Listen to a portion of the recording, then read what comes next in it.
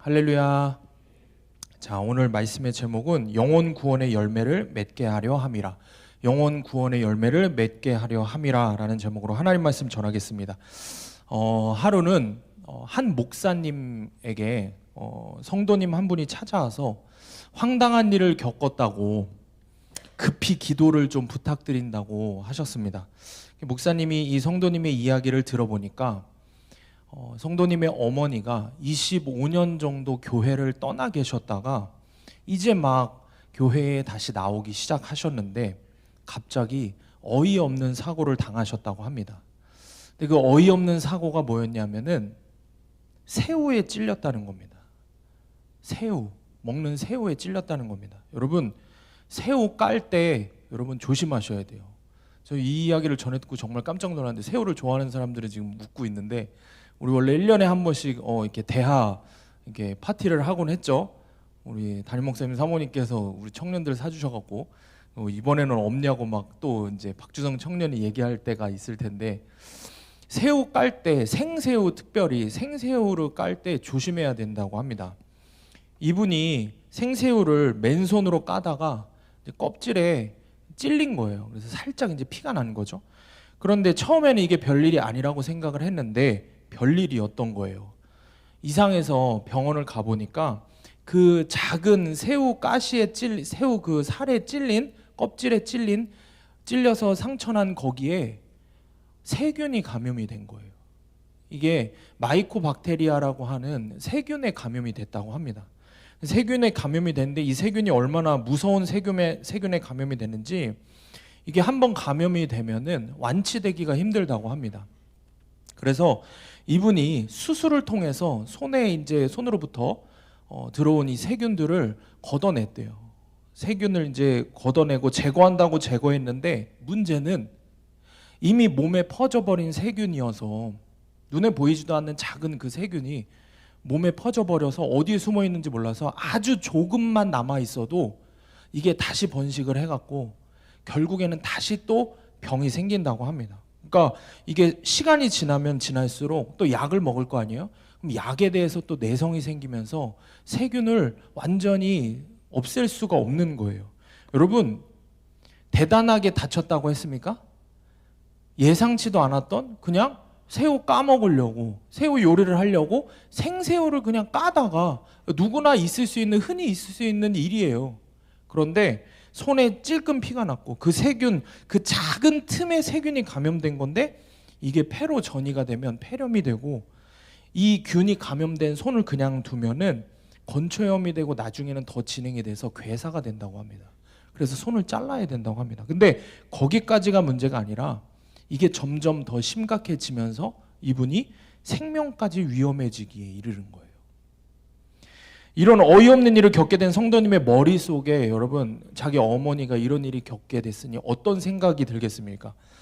하루아침에 건강하신 어머니가 생명의 위협이 있다고 하니 이분 생각에 빨리 어머니에게 예수님을 전해야 되겠다. 복음을 전해야 되겠다라는 생각이 들더랍니다. 이분이 오랜 시간 동안 자기 혼자 예수님을 믿었다고 합니다. 25년 동안 어머니가 교회를 떠나 있어도 이런 생각을 했대요. 원래 다니셨었으니까 언젠가는 돌아오시겠지. 나중에 믿으면 되지. 우리가 흔히들 하는 생각들이죠. 이런 생각을 하고 있었답니다. 그래서 어머니 전도에 대해서 미루면서 크게 신경 쓰지 않았어요. 근데 고작 새우 하나에 찔린 것 때문에 사랑하는 어머니의 생명이 당장 어찌 될지 모르는 상황에 이르고 나니까 그제서야 이게 사람의 생명이라는 게 이렇게 언제 어떻게 될지 모른다. 이런 말을 설교 때 많이 들었다지만 정말 나에게 이런 일들이 말도 안 되는 일들이 생기는구나 하면서 하루빨리라도 엄마한테 예수님을 전해서 영혼 구원을 위해서 내가 이대로 있으면 안 되겠구나라는 생각이 들었답니다. 그런데 어머니는 사태의 심각성을 여전히 깨닫지를 못하시고 계속 하시는 말씀이 알아. 내가 믿기는 믿을 거야. 근데 지금은 아니야 라고 말씀을 하시더랍니다. 여러분 어디서 많이 듣던 말이죠. 여러분들이 쉽게 내뱉던 말들이에요. 그래서 목사님께 찾아와서 간절히 눈물로 기도를 부탁하신다는 이야기를 전해 들었습니다. 사랑하는 여러분, 다른 그 무엇보다도 여러분 자신의 영혼 구원과 가족들의 영혼 구원 결코 내일로 미룰 수 없는 것입니다. 오늘 다시 한번 주님이 여러분들에게 기회를 주실 때 정신 바짝 차리고 여러분 이 기회를 붙잡으시기를 바랍니다. 아멘? 여러분 반드시 이 기회를 붙잡으셔서 영혼 구원의 때에 여러분들이 정말 하나님 나라에 가는 가장 놀라운 축복을 누리는 저와 여러분이 되기를 축복합니다. 오늘 말씀을 통해서 그래서 가족과 친구들의 영혼 구원을 왜 절대로 미루면 안 되는지 이 말씀을 통해서 더욱 분명하게 깨닫는 은혜가 있기를 축복합니다. 첫 번째로 열매를 맺어야 합니다. 열매를 맺어야 합니다.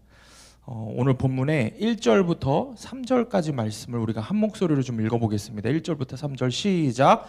나는 참 포도나무요 내 아버지는 농부라. 물은 내게 붙어있어 열매를 맺지 아니하는 가지는 아버지께서 그것을 제거해 버리시고 물은 열매를 맺는 가지는 더 열매를 맺게 하려 하여 그것을 깨끗하게 하시느니라.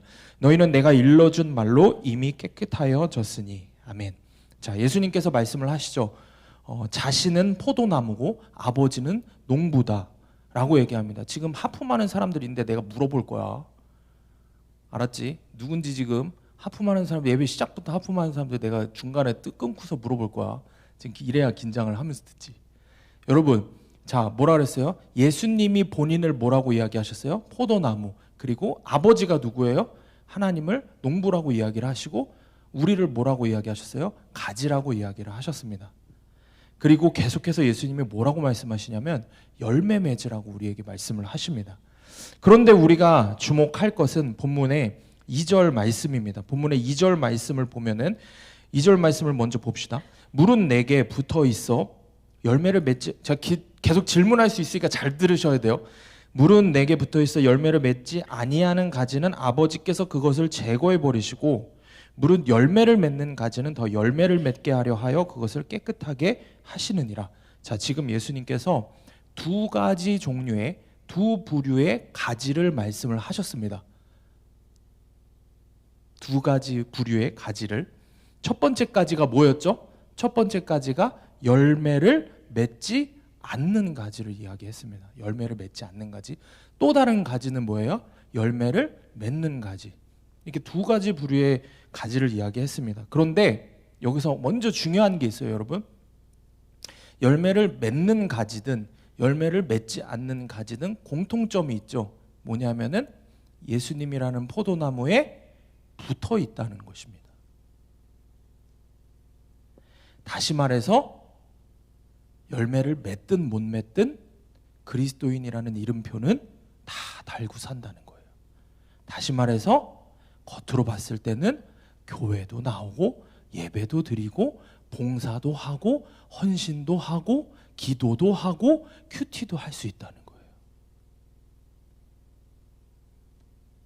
자, 그렇게 이야기를 합니다. 그런데 중요한 게 있죠. 이 두 가지는 전혀 다른 대접을 받고 있다는 거예요.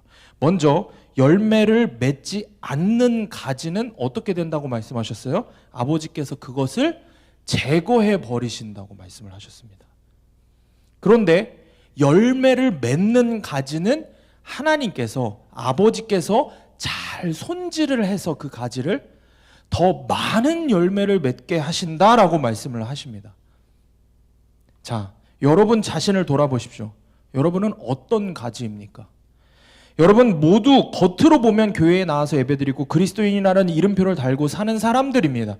그런데 이 중에 어느 누군가는 하나님께서 결국에 어쩔 수 없이 제거해 버리시는 가지가 될 것이고, 또 어떤 사람은 하나님께서 더욱 잘 손질하는 가지가 될 거라는 거예요. 여러분이 열매를 맺느냐 맺지 못하느냐에 따라서 차이가 난다라고 말씀을 하십니다. 자, 그러면 여러분은 열매를 맺고 있는 가지입니까? 아니면 열매를 맺지 못하는 가지입니까? 열매를 맺는 가지는, 말씀을 자세히 보세요. 열매를 맺는 가지는 계속해서 하나님의 손에 잘 다듬어져 가는 사람이라고 했습니다. 하나님의 손에 잘 계속 다듬어져 가는 사람. 여기 여러분 이게 무슨 뜻이겠습니까? 날마다 하나님의 말씀으로 다듬어져 가는 사람인 거예요. 주님의 말씀이 들리는 사람인 거예요. 여러분, 여기 나와서 설교를 듣는다고 다 하나님의 말씀이 들리는 게 아니에요. 그잖아요. 여러분, 학교 다닌다고 다 좋은 대학을 가요? 다 공부를 잘해요? 학원 다닌다, 심지어 돈 내고 학원 다닌다고 다 성적이 올라요? 아니잖아요. 교회 다닌다고 다 구원받는 게 아니라니까요. 여러분 잘 생각해 보셔야 돼요. 교회 다닌다고 다 열매를 맺는 게 아니죠. 교회 다닌다고, 예배에 나왔다고, 지금 말씀을 여러분의 귀로 듣고 있다고 정말 여러분의 심령의 말씀이 들리는 게 아니라는 거예요. 주님의 말씀이 들리는 사람을 이야기하는 거고, 열매를 맺는 사람은, 하나님의 말씀으로 다듬어져 가는 사람은, 그러니까 주님의 말씀이 들리니까 더욱 주님의 말씀을 들으려고 마음을 더 들이고, 그렇게 더 많이 들리니 주님의 말씀에 작은 것 하나까지도 순종해 나가는 사람인 겁니다. 이런 사람들이 결국에는 더 많은 열매를 맺게 되는 사람인 겁니다. 그러므로 내가 두 부류의 가지 중에 어느 부류에 속한 가지인지 사실은 여러분, 제가 여러분에게 질문할 필요도 없고요, 여러분이 고민할 필요도 하나 없습니다. 고민할 필요가 없어요. 아주 간단해요. 오늘 지금 제가 선포하는 우리에게 선포되는 이 하나님의 말씀을 들으면서 결단하고 순종할 것을 마음으로 생각하고 있는지, 아니면 순종을 미루고 있는지, 그것만 보더라도 알 수 있다는 겁니다. 마음을 다해서 말씀을 듣고 순종하기를 여러분 간절히 원하고 있습니까? 아니면 그냥 또 오늘도 매주 하는 설교 말씀이고, 또 그 이야기, 또 그 말씀이네, 선생님 또 소리 지르면서 이야기하네, 또 그 이야기네, 그냥 순종해도 나중에 하지 뭐, 믿어도 나중에 믿지 뭐, 이러고 있습니까? 여러분이 어느 부류인지는 지금 선포되는 이 말씀을 듣는 여러분의 마음 이야기하지 않아도 돼요. 어차피 주님은 여러분의 마음을 보시고 계시기 때문이에요. 중요한 건 주님이 여러분을 보실 때 여러분 지금 마음을 보고 계시는데, 내가 마음에 순종할 건지, 말씀을 따를 건지, 아니면 그냥 오늘도 그냥 왔다가 카페 쿠폰 채우듯이 출석도장 채우고 그냥 돌아갈 것인지, 여러분 마음에 이미 결정이 나 있는 거예요. 여러분이 어느 부류의 가지인지. 근데 여러분 잊지 마십시오. 여러분의 그 작은 마음, 그 불순종하려고 하고 미루려고 하는 그 작은 틈새, 거기에 바로 그 마이코박테리아가 침투하는 겁니다. 그 작은 세균 하나가 여러분의 영혼 구원을 빼앗아가는 것입니다. 적용 질문입니다. 내 마음의 작은 틈을 타고 들어오는 불순종, 타협이라는 마이코박테리아는 무엇입니까? 그 작은 불순종과 타협으로 내가 죽어가고 있음을 깨닫습니까? 계속해서 말씀을 보면은 4절부터 8절 말씀을 우리가 함께 읽어보겠습니다. 4절부터 8절 말씀, 제가 한 절, 여러분이 한 절 읽겠습니다. 4절부터 8절 제가 먼저 읽겠습니다. 내 안에 거하라, 나도 너희 안에 거하리라. 가지가 포도나무에 붙어있지 아니하면 스스로 열매를 맺을 수 없음 같이 너희도 내 안에 있지 아니하면 그러하리라.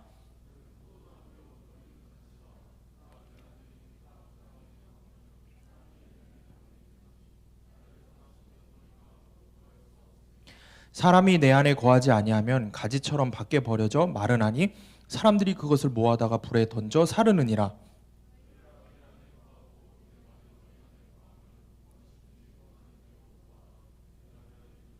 너희가 열매를 많이 맺으면 내 아버지께서 영광을 받으실 것이요 너희는 내 제자가 되리라. 아멘. 자, 열매를 맺어야 한다라고 말씀을 하시고 강조를 하셨던 예수님이 갑자기 이제 4절부터 8절까지 우리가 읽은 이 본문의 말씀에서 무려 6번이나 반복을 해서 강조하시는 표현이 또 있습니다. 뭔지 아십니까? 계속해서 강조하시는 표현이 혹시 뭔지 아세요? 보면은 거하라라는 표현을 계속해서 이야기하십니다. 거하라라고 이야기를 하십니다.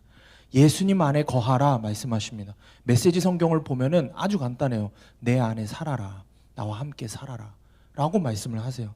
이게 헬라어로 메이나테라는 단어인데 이것을 분석을 해보면은 이렇게 표현을 합니다. 성부 하나님, 아버지 하나님과 성자 예수님, 아들 예수님, 성부와 성자 사이에 최대한의 가까운 관계를 표현하고 있는 단어가 바로 이 표현인 것입니다. 다시 말해서 지금 예수님께서는 아들이 아버지의 집에 거하는 거, 당연한 거죠. 아들이 아버지의 집에 거하고 아버지와 아들이 함께 사는 것과 같이 우리가 예수님과 함께 거하고 함께 살아야 한다라고 말씀을 하고 계시는 겁니다.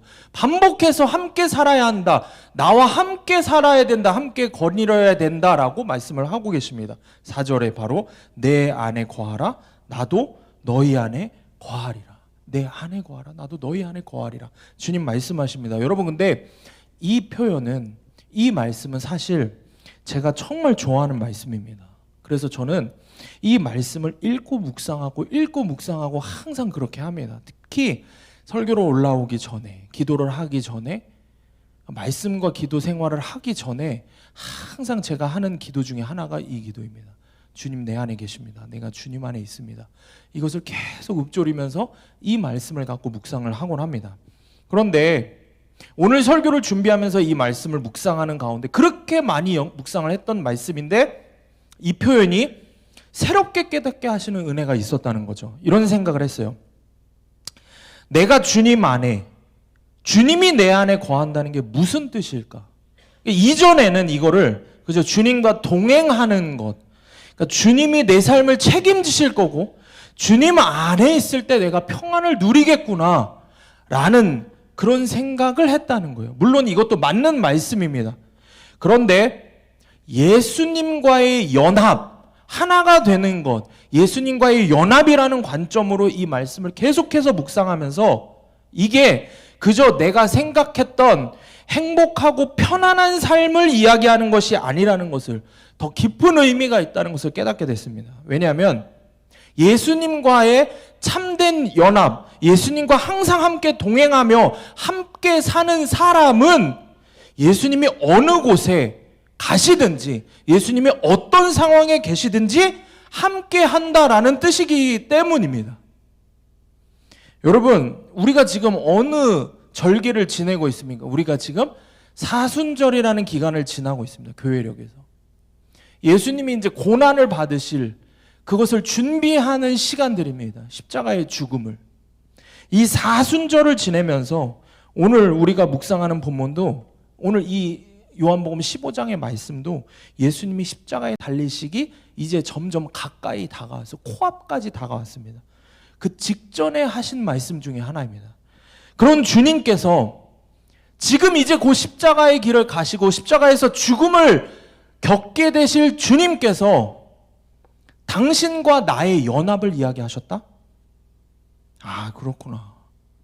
예수님과의 연합이라는 것이, 주님 안에 거한다는 것이, 주님과 함께 산다는 것이 곧 고난의 주님, 십자가의 길을 가시는 주님과의 연합이구나. 이것을 깨닫게 된 겁니다. 그런데 여러분, 이것은 주님을 위해서 갑자기 나에게 고난의 길, 십자가의 길, 죽음의 길, 순교의 길을 가라고 주님이 강압적으로 여러분에게 내리는 고통스러운 명령이 아닙니다. 이게 말씀을 잘 들으셔야 돼요. 여러분, 주님이 오늘 말씀을 시작하시면서 우리에게 첫 번째 단락에서 명령하신 게 뭐였어요? 뭘 맺으라고 하셨어요? 열매를 맺으라고 하셨습니다.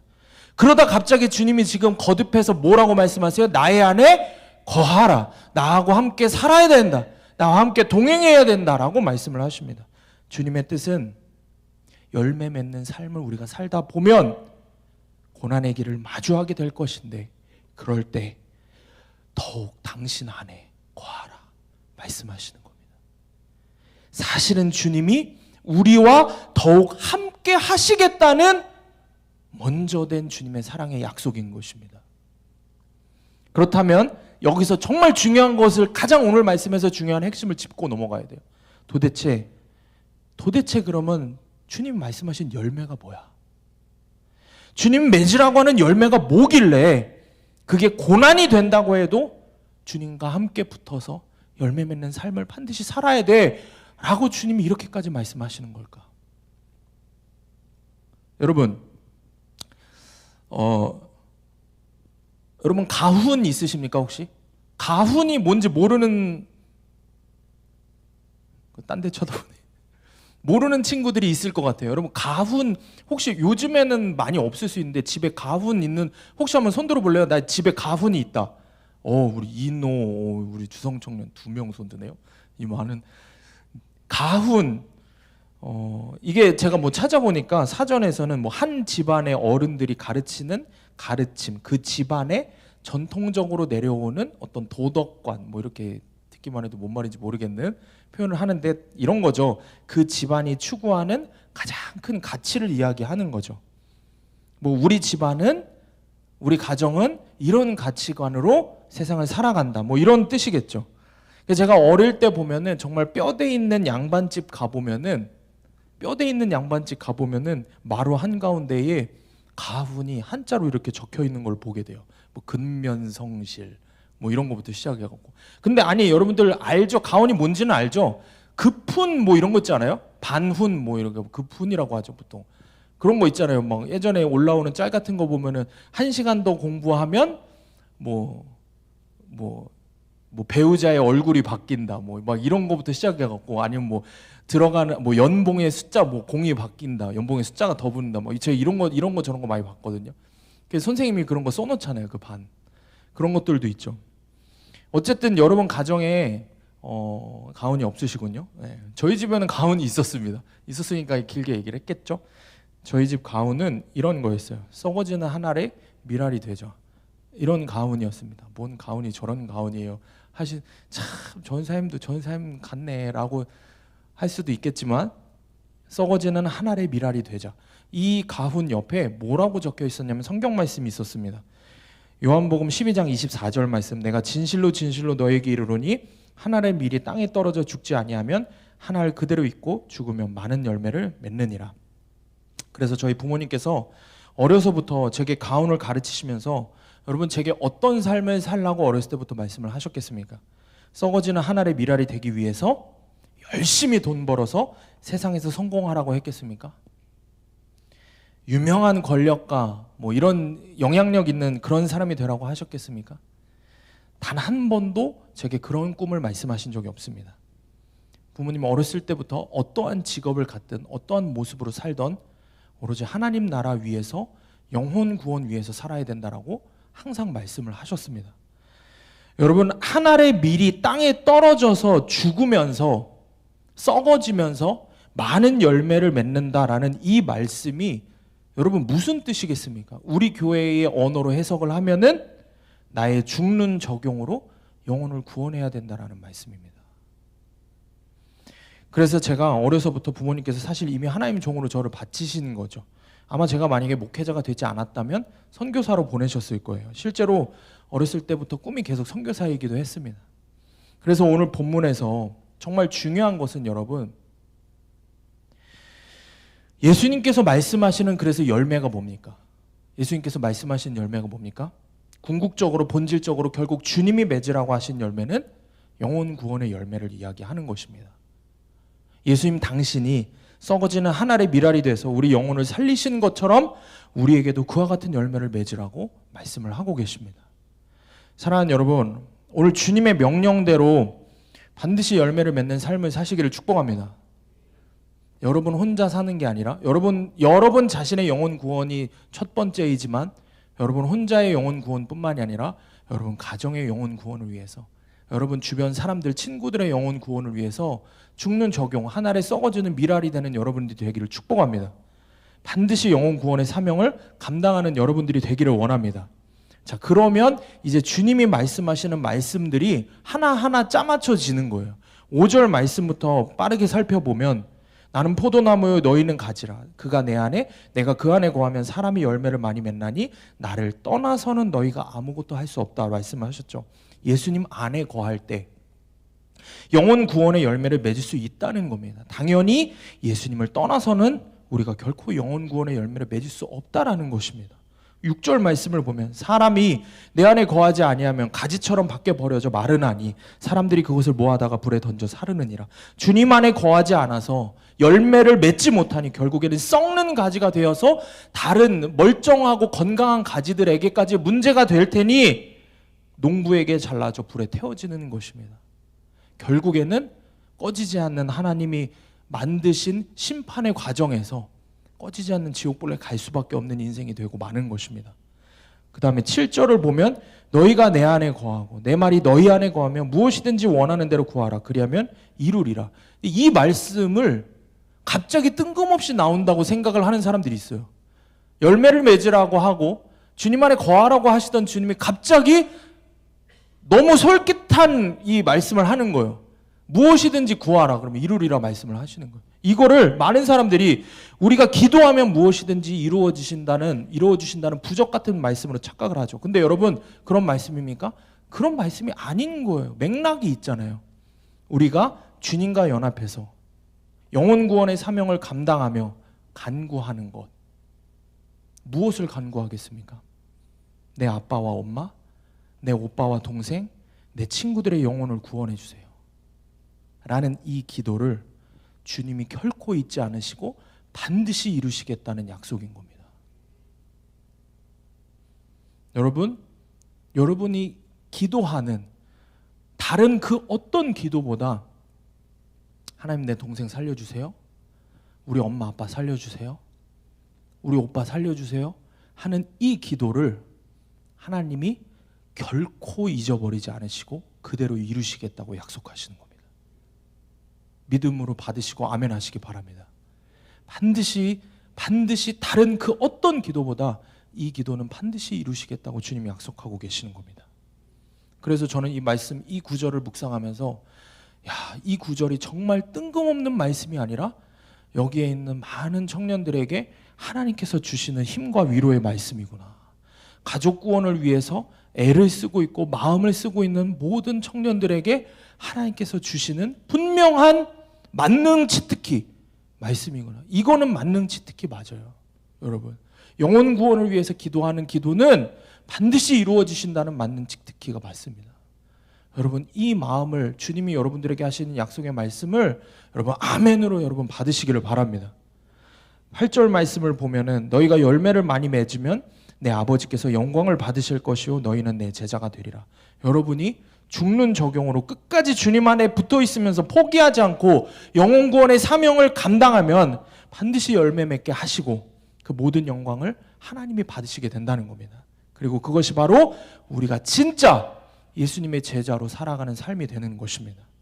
사랑하는 여러분, 이 약속의 말씀을 여러분 마음의 중심에 새기시기를 축복합니다.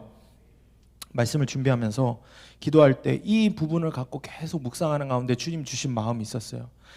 지난주 설교도 그렇고 수련회 이후부터 계속해서 하나님께서 많은 청년들에게 하나님께서 회개할 기회를 허락하셨어요. 그리고 그 회개의 기회를 붙잡고 하나님 앞에 나와서 회개하고 통곡하고 가슴을 치고 돌이키는 사람들이 하나둘씩 생겨나기 시작했습니다. 그런데 그 중에 대부분의 청년들이 그렇게 은혜 아래 서게 된, 돌이켜서 회개하고 살아계신 하나님을 만나기 시작한 청년들 중에 말씀으로 주님 앞에서 회개하게 되니 이제 무엇이 눈에 떠지냐? 자신이 가로막고 있었던 형제와 가족들의 영혼 구원 때문에 마음 아파하고 있다는 이야기를 듣게 됐습니다. 이 이야기하면 내 이야기 하시나 보다 할 수 있는데 여러분, 한두 사람의 이야기가 아닙니다. 한두 사람의 이야기가 아닙니다. 이 중에는 그런 기도를 하고 있는 사람이 있는가 하면은 그런 기도를 하고 있는지도 전혀 모르는 가족들도 있어요.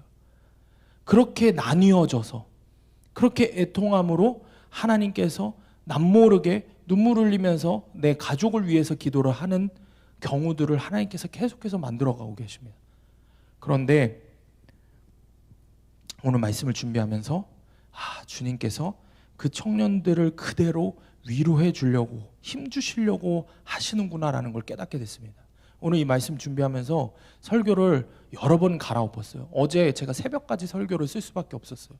이유가 뭐냐면은 원래 제가 준비했고 원래 제가 전하려고 연구했던 말씀과 너무 다르게 하나님께서 계속 풀어가시기 때문이에요. 뭐냐면은 저는 열매 맺어야 돼 라는 이야기만 하려고 했는데 주님이 계속 하시는 말씀은 내가 너를 열매 맺게 할 거야 라고 하시는 말씀으로 계속 바꿔가시는 거예요. 주님이 그렇게 하시겠다고. 사랑하는 여러분, 주님 앞에서 돌이켜 회개하기 시작한 청년들 잘 들으세요. 그런데 여러분의 마음에 이제 주님의 말씀이 들리기 시작해서 그래서 여러분이 외면하고 있던 형제와 가족과 친구들의 영혼 구원을 위한 마음이 자꾸 계속해서 생겨난다고 하면 주님이 여러분을 지금 위로하고 계십니다. 그리고 여러분을 힘주신다고 여러분에게 약속하고 계십니다. 나의 안에 거하라. 주님 말씀하십니다. 우리가 영혼 구원 사명을 감당하기 위해서 그 열매를 맺기 위해서 죽는 적용을 할 때에 주님이 더욱 우리와 함께 하시겠다고 약속을 하고 계십니다. 적용 질문입니다. 내가 영혼 구원의 열매를 맺기 위해 죽는 적용을 할 때 주님이 더욱 나와 함께 하심을 믿습니까? 내가 썩어지는 한 알의 밀알이 되어 살릴 그 영혼은 누구입니까? 두 번째로 어떻게 열매를 맺어야 합니까? 사랑해야 한다라고 주님 말씀하십니다. 오늘 본문에 9절부터 12절까지 말씀입니다. 9절부터 12절 말씀 우리가 함께 읽겠습니다. 시작. 아버지께서 나를 사랑하신 것 같이 나도 너희를 사랑하였으니 나의 사랑 안에 거하라. 내가 아버지의 계명을 지켜 그의 사랑 안에 거하는 것 같이 너희도 내 계명을 지키면 내 사랑 안에 거하리라. 내가 이것을 너희에게 이름은 내 기쁨이 너희 안에 있어 너희 기쁨을 충만하게 하려 함이라. 내 계명은 곧 내가 너희를 사랑하는 것 같이 너희도 사랑하라 하는 이것이니라. 열매를 맺기 위해서 우리가 해야 하는 것은 오직 사랑밖에 없다고 주님 말씀하십니다. 저와 여러분에게 사랑으로 역사하는 믿음만이 필요하다라고 이야기하십니다. 그런데 주님께서 어떻게 사랑해야 하는지, 어느 정도로 어떤 방식으로 사랑해야 하는지를 분명하게 말씀하십니다. 12절 말씀을 보면 내가 너희를 사랑한 것 같이 너희도 서로 사랑하라. 여러분, 이것은 무슨 뜻입니까? 인간적인 사랑을 이야기하는 게 아닙니다. 인간적인 사랑은 항상 계산적이죠. 남녀가 만날 때, 연애를 할 때 어떻습니까? 처음에는 계산 안 하죠. 처음에는 계산 안 해요. 그냥 모든 게 다 좋아서 다 주려고 하고 다 참아주려고 해요. 그런데 시간이 지나면서 어때요? 계산하기 시작해요. 나는 이렇게 해줬는데 너는 왜 이렇게 해? 이런 식으로 기브 앤 테이크입니다. 이게 인간의 사랑입니다. 남녀 관계는 그렇고요.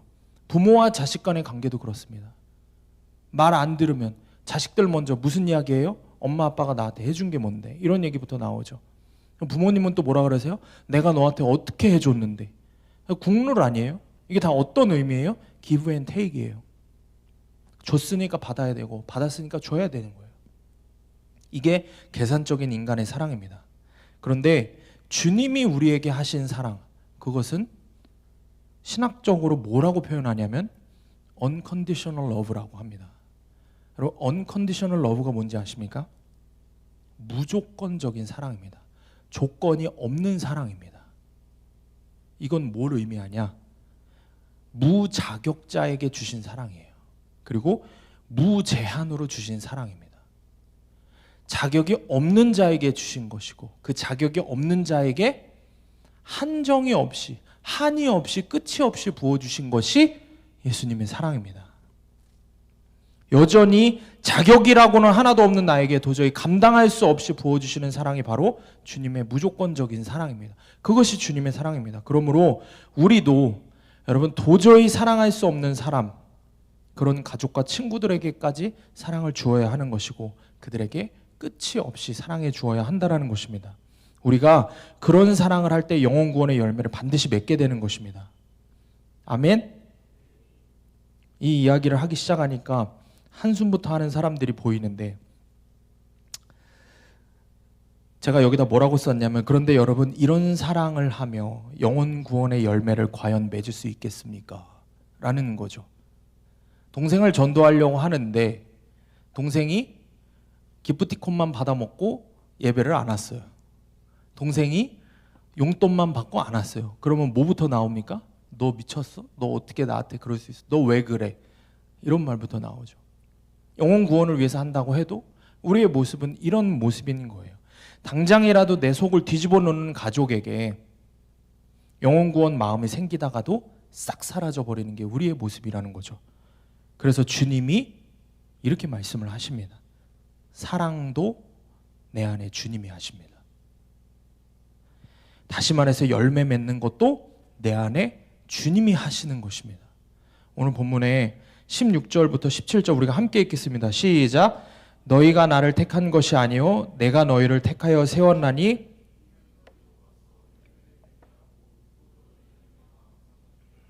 내 이름으로 아버지께 무엇을 구하든지 내가 이것을 너희에게 명하면 너희로 서로 사랑하게 하려 함이라. 16절에서 말씀하시죠. 너희가 나를 택한 것이 아니요 내가 너희를 택해서 너희로 가서 열매를 맺게 하겠다 말씀을 하십니다. 그리고 아버지 하나님께 영혼 구원을 위해 구하는 것이면 다 이루시겠다고 다시 한번 똑같이 약속을 하고 계십니다.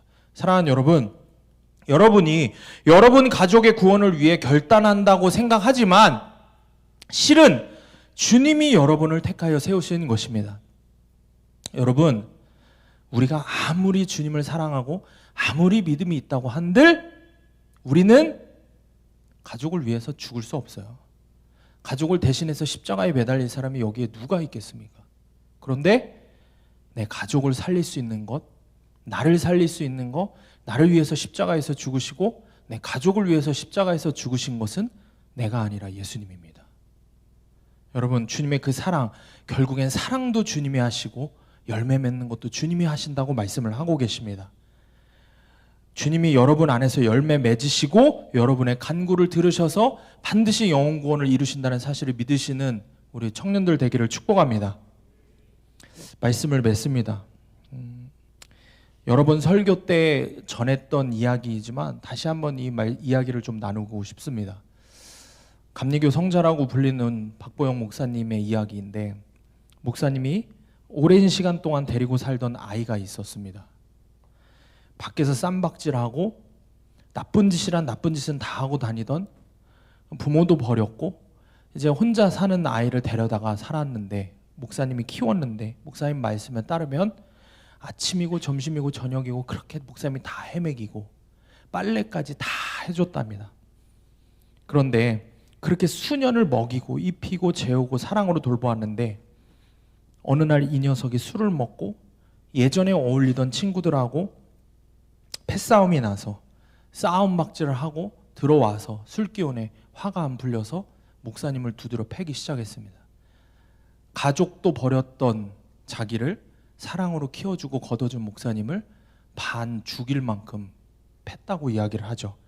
말씀에 따르면 눈을 뜰 수도 없을 만큼 온 얼굴은 퉁퉁 붓고 눈 안에는 피가 맺혀갖고 눈도 제대로 뜨지 못하는 상황이 되고 그렇게 어려운 상황이 되었고 몸이 거동을 할 수 없을 정도로 두드려 맞았다고 했습니다.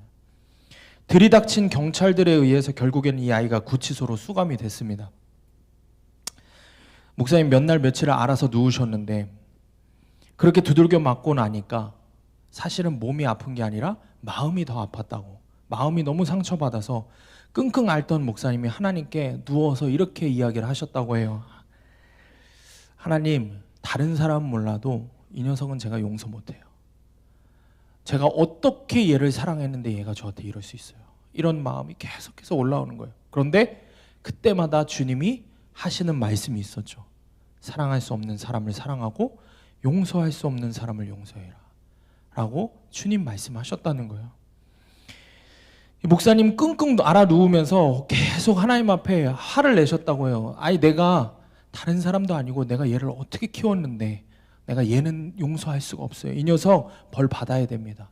그런데 주님은 계속 말씀하신 게 이 녀석을 찾아가라고 말씀을 하신 거예요. 찾아가라.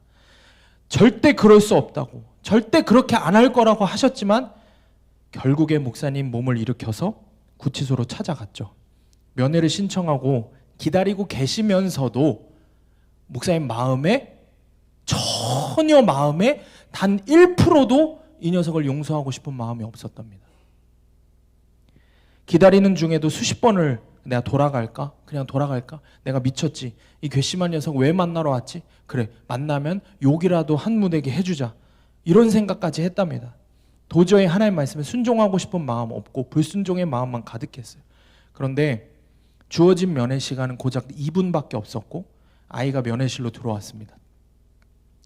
목사님이 주어진 시간이 얼마 없으니까 마음이 급했어요. 그런데 이 녀석이 목사님을 보더니 어떻게 해요? 얼이 빠진 표정으로 놀라죠. 왜냐하면 지도 사람인데 그렇게 몇 년을 자기를 키워준 목사님을 그렇게 반 죽일 만큼 두드러 패놓고 거기 구치소에 와 있는데 어떻게 자기가 사람이라면은 목사님 얼굴을 볼 수 있겠어요? 그래서 이 녀석이 얼이 빠져서 목사님한테 인사도 못하고 아무 말도 못하고 뒷걸음질 치면서 도망가려고 하는 거예요. 다시 뒤로 들어가려고 하는 거예요. 그러니까 목사님이 면회실 가운데 가로막힌 그 유리 작은 틈새로 목사님이 소리쳤습니다. 일로 와. 얼른 일로 와. 일로 와서 여기다 귀 대고 내 말 좀 들어봐. 내 말 좀 들어봐. 그렇게 말씀을 하셨어요. 아이가 벌벌벌벌 떨면서 목사님 말대로 그 말소리가 있는 그 구멍에다 귀를 대고 섰습니다. 그리고 목사님이 이렇게 기도를 해주셨어요. 하나님, 이 녀석을 포기하시면 안 됩니다. 하나님, 반드시 하나님의 귀한 사람으로 변화시켜 주세요. 하나님, 끝까지 당신도 목사님 자신도 포기하지 않겠다. 하나님, 그러니까 이 아이를 꼭 귀한 하나님의 사람으로 만들어 달라고 그렇게 기도를 하시는 거예요. 이 짧은 몇 마디의 기도를 듣고 나서 아이를 이렇게 보니까 아이가 그 자리에서 그대로 서갖고 목 놓아서 울고 있는 거예요. 그냥 펑펑 울면서 미친 사람처럼 울고 있었답니다. 그렇게 미친 사람처럼 울고 있는데 그 모습을 보고 목사님도 같이 우신 거예요. 그런데 그때 목사님 마음에서 훅 하고 무엇인가 빠져나가는 것이 깨달아졌다는 거예요. 무엇입니까? 미움의 감정. 용서하지 못하고 사랑하지 못하는, 하나님 말씀에 순종하지 못하는 그 마음이 그제서야 훅 하고 빠져나갔다는 거예요. 여러분, 이 이야기에서 목사님이 사랑할 마음을 갖고 용서하고 나서 그 행동을 하지 않으셨습니다. 마지막까지도 그 아이를 보고 만나기 전까지도 그 아이를 용서하지 못했어요. 그런데 내 안에 주님이 말씀하셨으니까, 정말 100% 하기 싫은데 주님 말씀하셨으니까 하는 거예요. 정말 하기 싫은데 하는 거예요. 할 때 어떤 일이 일어났습니까? 정말 그 아이를 죽기까지 사랑할 수 있게 된 거예요. 결국에 이 목사님이 이 아이를 포기하지 않고 마지막까지 사랑하셨다고, 마지막까지 품어주셨다고 이야기를 하십니다. 사랑하는 여러분, 내 안에 주님이 하시는 겁니다. 아멘? 여러분의 사랑으로 하는 게 아닙니다. 여러분의 믿음으로 하는 게 아닙니다. 사랑하는 것도 내 안에 주님이 하십니다. 열매 맺는 것도 내 안에 주님이 하십니다. 그러므로 여러분, 오늘 말씀 처음 시작할 때 두 부류의 가지를 이야기했습니다. 여러분은 어떤 가지가 되기를 원하십니까? 어느 가지가 되기를 원하십니까? 저는 말씀을 준비하면서 다시 한번 마음 깊이 마음을 결단을 했습니다. 정말 사랑해야 하는 사람조차도 제대로 사랑하지 못하는 나지만 여전히 내 마음에는 나 자신만 지독하게 사랑해서 주님 사랑하지 못하고 내게 맡기신 영혼들 하나도 사랑하지 못하는 가짜 종의 모습이지만 내가 반드시 변화되고 싶다. 내가 정말 변화되고 싶다. 라는 결단이 제 안에 생겨나는 겁니다. 반드시 변화돼서 나도 열매 맺는 가지가 되고 싶다. 나도 정말 영혼 구원의 열매를 맺는 가지가 되고 싶다. 반드시 변화돼서 사랑으로 영혼 구원의 열매를 맺는 주님 기쁘시게 하는 가지가 되고 싶다. 라는 결단을 하게 됩니다.